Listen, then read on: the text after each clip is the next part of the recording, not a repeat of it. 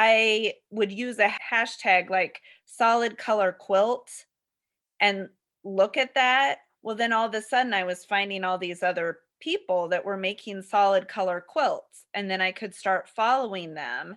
And just doing things like that led me to all of these quilt makers.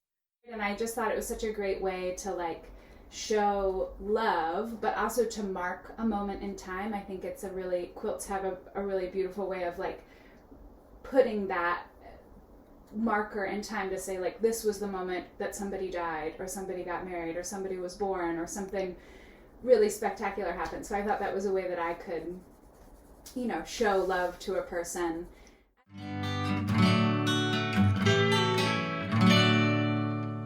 Quilting is a dying, old-fashioned art.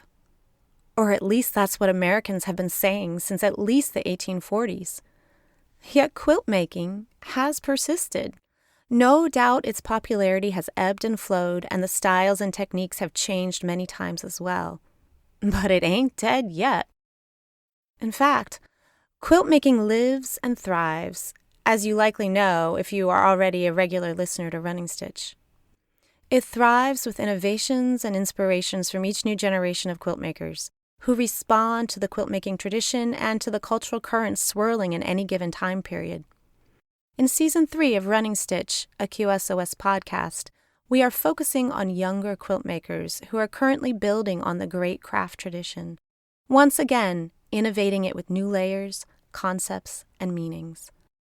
As in previous seasons, we will dig into the archive of over 1,200 Quilters SOS Save Our Stories interviews, archived with the Quilt Alliance's partners, the Louis B. Nunn Center for Oral History at the University of Kentucky Libraries, and the Library of Congress.